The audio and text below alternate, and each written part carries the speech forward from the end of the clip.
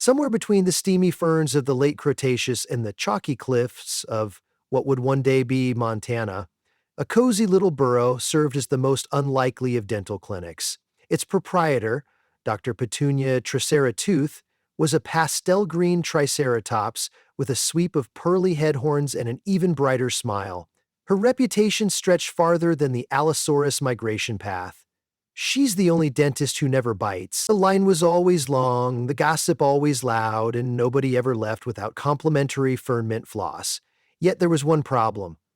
Petunia was, well, huge, 30 feet long and 13 feet tall when she stood on her back legs to grab supplies from the top shelf.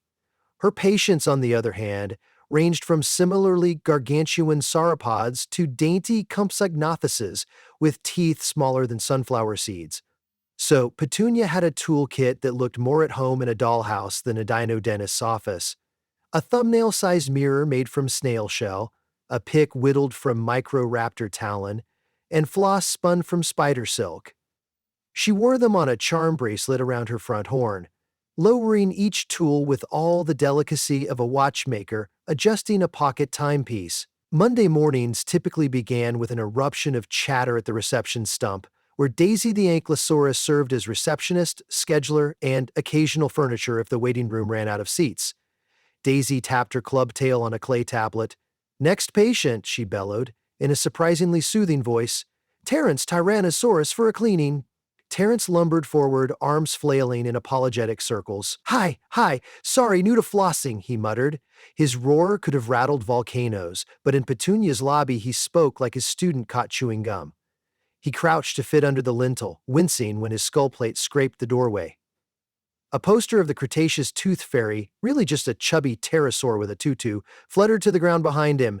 Petunia trundled in from the operatory, her horn charm tools tinkling. "Terrence, I've been expecting you." She offered the biggest grin in the Mesozoic one that could calm even a hangry raptor.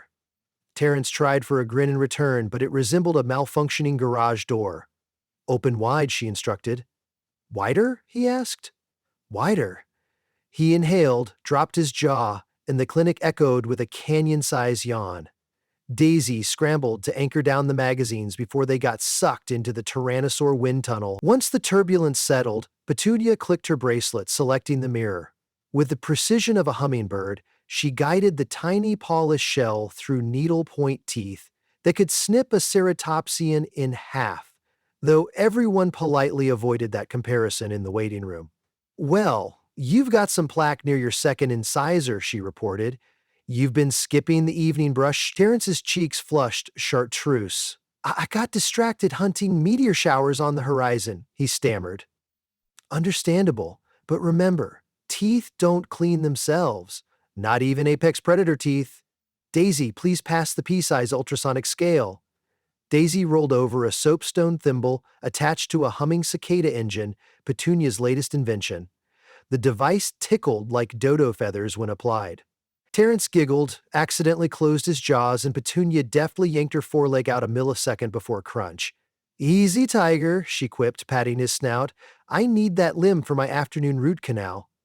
20 minutes, 2 gallons of dinosaur-safe fluoride foam, and 1 free floss sample later, Terrence strutted out whistling. The waiting room applauded. He bowed so low his tail knocked a stack of informational scrolls on gum disease and you into the potted cycads. "5 stars!" he boomed. "Would recommend if I had any friends left who hadn't already booked."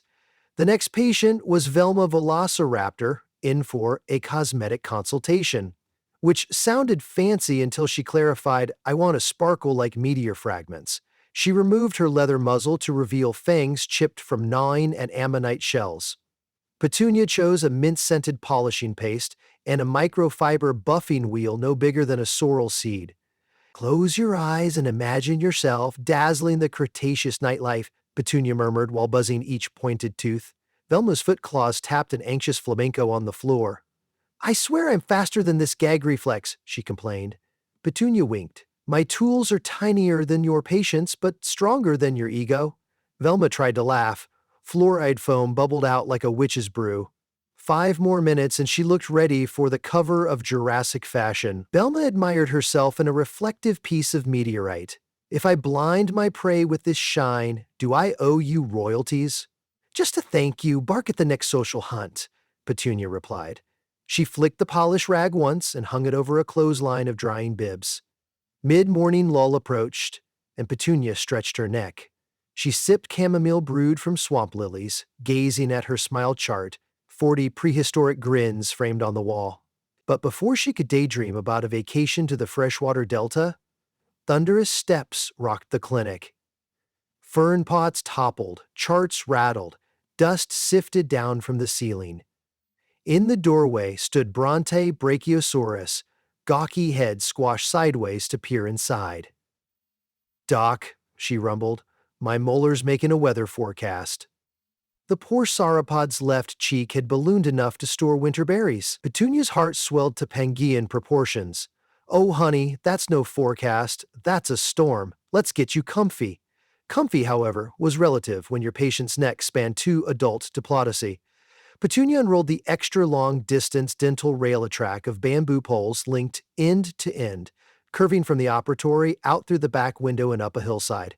At its summit rested the brachiobite brace, a padded cradle shaped like a hammock for Bronte's enormous jaw. Bronte settled in, stars practically orbiting her eyelids from relief. "All right," Petunia called, trotting to the base of the hill. "I'm sending up numbing resin curry flavor." She loaded a walnut shell with fragrant goo onto a pulley system and cranked. Halfway, the walnut met a stubborn breeze and catapulted resin directly into Bronte's nostril. "Hitchow!" Bronte sneezed. The resulting gust propelled several unwary pterosaurs into low Earth orbit. Daisy, unfazed, scribbled "buy more tissues" on a procurement slate. Petunia wiped pollen from her goggles. "Effective distribution method," she deadpanned. Then she climbed the hill, bracelet chiming like wind chimes. The operative tooth resembled a stalactite with anger issues. "This cavity's deeper than the Marianas Trench," she muttered. Out came her most prized possession, the pocket power drill, constructed from bombardier beetle parts. Its bit was a crystal shard sharpened by ammonite acids, and its motor popped quietly like popcorn. She maneuvered it with 2 claws, humming a lullaby while Bronte admired cloud shapes. Minutes stretched. At one point, Petunia lost her perch and slid halfway down the slope, legs windmilling, drill held aloft to stay sterile. She landed on her rump in a clump of butterferns.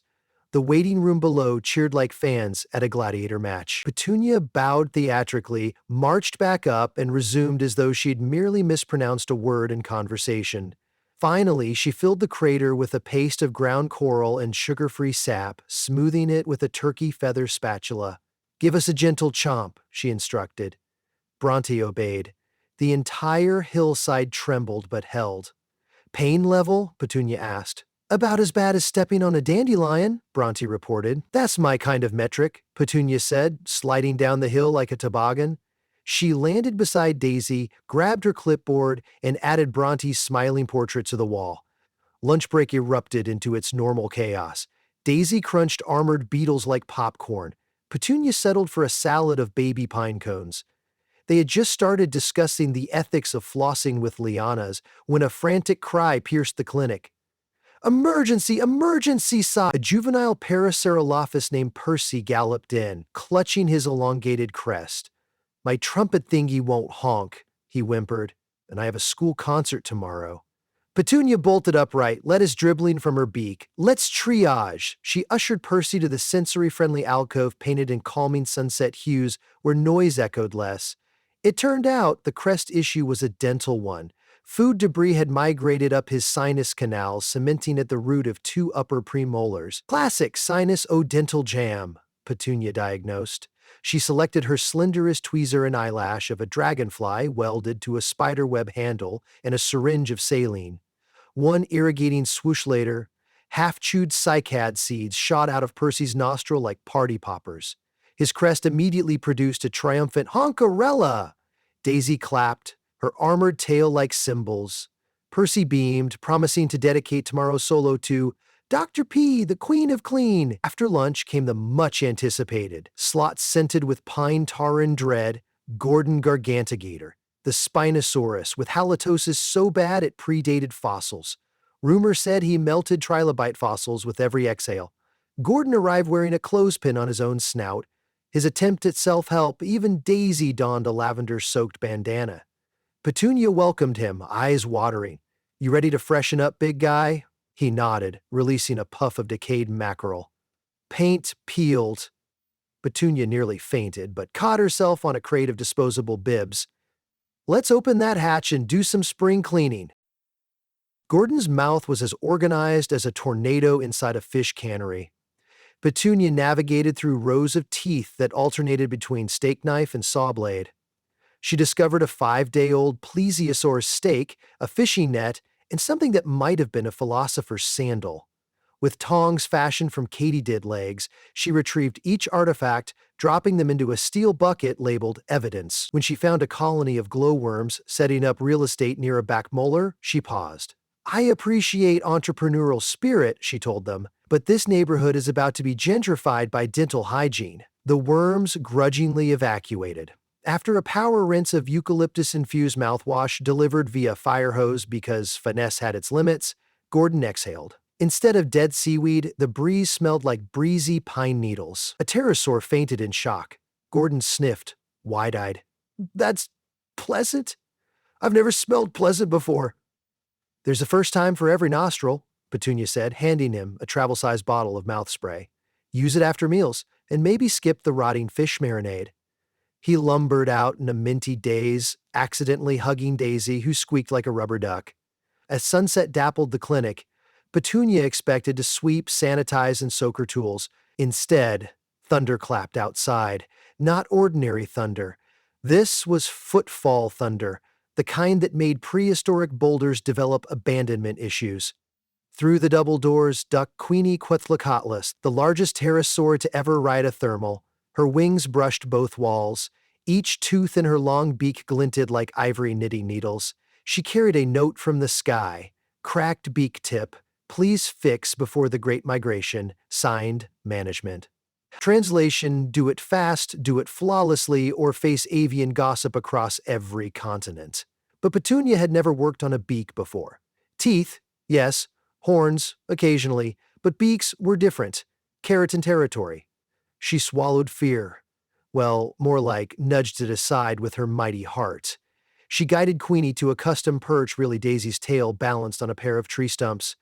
"Tell me how it happened," Petunia asked, examining the hairline crack. "Hit an unexpected air pocket during loop-de-loop rehearsal," Queenie croaked. "Showboat maneuver, my bad." "No judgment, we all have our air pockets," said Petunia, gathering resin, gauze, and her friendliest lullaby. A hush fell over the waiting room. Even the glowworms, who had relocated to a safer nook beneath the water cooler, dimmed their lights in respect. Petunia chose her smallest brush, a single porcupine quill. She dabbed it into bioluminescent resin, which glowed aquamarine as night closed in. She painted the crack in gentle strokes while humming. Queenie's wings slowly folded in relaxation. Daisy whispered, "Biggest patient yet?" Petunia shook her frill. "Biggest ego, maybe," she mouthed back, then returned to work. Minutes later, she sprinkled pulverized clamshell for reinforcement, then polished the mended spot with powdered comet dust, donated by a friendly asteroid that happened to pass by last month. The beak shimmered like dawn on a glacier. Queenie clicked it experimentally. "Sturdy," she announced. "And I like the sparkle. Migratory couture." She offered a wing salute. Petunia bowed, horns lowering reverently. "Happy landings, your loftiness." The giant pterosaur exited through the skylight courtesy of one minor roof renovation and vanished into the cobalt sky, leaving behind swirling eddies of gratitude. Night blanketed the clinic. Daisy locked the doors, snuffing out fern oil lamps one by one. Petunia made her final rounds, sterilizing micro-tools in dewdrops mixed with ultraviolet mushroom spores. She paused by the smile chart, tracing each framed grin. Terrence's mighty chompers, Velma's fang shimmer, Bronte's contented molars, Percy's honk-worthy incisors, Gordon's newly pine-fresh maw, Queenie's refurbished beak. Each toothy portrait told a story, and behind every story was a huge heart, beating inside a gentle triceratops who believed dental care should never involve fear. Only laughter and the occasional bug-pounder drill. She sighed happily, rolling, shoulders sore from a day of improbable angles. Daisy nudged her. Tomorrow's schedule just filled, Parastegosaur triplets needing braces, an iguanodon complaining of chronic tongue biting, and someone listed as secret celebrity. You ready? Petunia chuckled. With a giant heart, you're always ready. She hung her charm bracelet on a peg carved with the motto Flossaurus Rex, then plodded toward her sleeping nook. Outside, the Milky Way stretched like mint ribbon candy across the heavens. Crickets of primordial design chirped a lullaby, and somewhere in the dark, a nervous dinosaur practiced smiling in anticipation of tomorrow's appointment, reassured by rumors of a gentle triceratops with tiny tools and kindness bigger than a meteor crater. Meanwhile, inside the burrow, Petunia drifted into dreams of perfectly aligned incisors dancing in synchronized formation, each tooth wearing sunglasses and doing the floss dance, literal floss made from spider silk, of course. She laughed in her sleep. Daisy, already dozing near the door, didn't stir. She'd heard it before, because in this corner of the Mesozoic, dental health wasn't just about biting better. It was about confidence, community, and knowing that somebody enormous, yet tender, had your back molars. After all, time would turn their bones to stone and their stories to fossils, but for now, under starlight and fireflies, their smiles were alive, bright enough to light the way into whatever epoch waited next.